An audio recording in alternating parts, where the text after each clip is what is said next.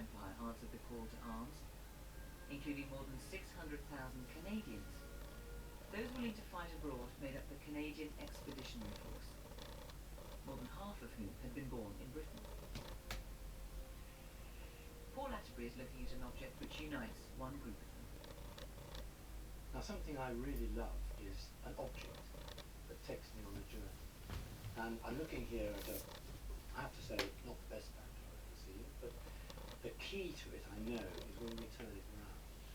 And on the back is this mass of names. They're names from different countries, they're names from different dates. One of the key dates I can see is Paris, August the 24th, 1917. Yeah. That sets the scene very clearly. Yeah. Now, what's this banjo to you? History. I bought it from a dealer in the north of England, and I could see that there was writing inside, but I didn't know what it was until I got it home. And the places which these individuals put beside their names, they're all from Canada. And you're from Canada? Yes, I am, yeah. So you buy this knowing nothing about it. It's an interesting object with apparently a history. That's right. And then do you set out to find that history? Yes. Yeah, I did. So what's that journey taken you to? Oh, well, first of all, the names have got their hometowns. And those hometowns stretch from British Columbia on the west coast right through to Nova Scotia on the east coast.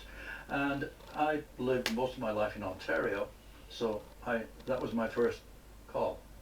And I took a name of there, and it is James Platt's Vineland. So I looked on the telephone directory, and the first number I found, I phoned. And his daughter-in-law answered the phone. Couldn't be better. No, couldn't be better.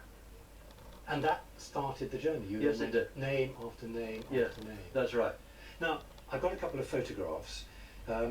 This is that James Platt, isn't it? Yes, it is. What is his story? He was born in Matlock in Derbyshire, and he became an orphan. And when he was 13, he was put on a ship and sent to Canada to work on a farm. When the war came, he went and signed up. Yeah. Now, did you establish that all those names scattered across Canada were all in one regiment or unit? One may not have been, the others were all in E Battery of the Royal Canadian Artillery. And is this there? Yes. So what we could say, although we can never prove it, is that all these people have their names here. There's a very good possibility. Now, this is a very important story for various reasons. The reason why it means so much to me, I can share with you now. I had a great uncle whose name is on that memorial, and he was sent to Canada at the age of 17 because his family had got into trouble financially, Yeah. and they sent him away for a better life. He was sent out with nothing and made a life for himself in Winnipeg, and in 1914, in September, he came back here, by then a Canadian citizen, as part of the Canadian Expeditionary Forces. He fought and served all round here and was finally killed here in October 1916, by then attached to an English regiment. But he was always a Canadian. Yeah. So your story means a great deal to me personally, because in a sense I feel I'm part of it. Yes, you are. And the second thing, which again I feel very strongly about, is that we here, the British, were completely dependent upon what were then called, and forgive me, imperial forces. If we hadn't had Australians, Canadians, New Zealanders, South Africans, Indians, we would have lost the First World War. It is as simple as that. I know that. And they were all volunteers, and as I say, without them, we wouldn't be sitting here, we wouldn't be having this conversation.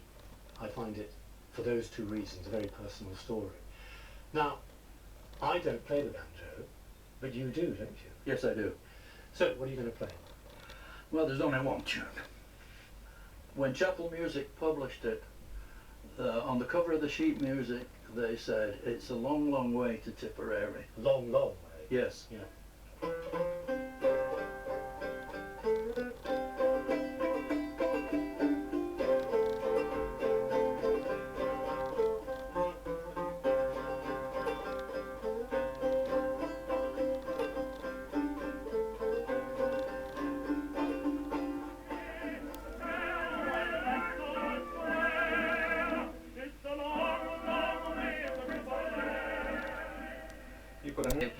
Somerville, something remarkable happened in the shadow of the Chitval Memorial. Now, very soon after you and I finished talking and recorded that item, an extraordinary thing happened, and this lady came up, and amongst your photographs was this one. Yes. Tell me who he is. His name is Raymond Rowland, and he's my great uncle. And he is one of the banjo. He's on the banjo, above James Platt's name. So what does that mean to you, hearing that story? It was overwhelming, absolutely emotionally overwhelming to me. It's an extraordinary It is, coincidence. isn't it? Yes. But I have to say, this place generates extraordinary events and coincidences. Every time I come here, something happens. Yes. Once again, it's happened. You know, Yeah. those ghosts have sorted it out. They've watched us do it, and they've interfered again. Thank you. Thank you. That's all I like.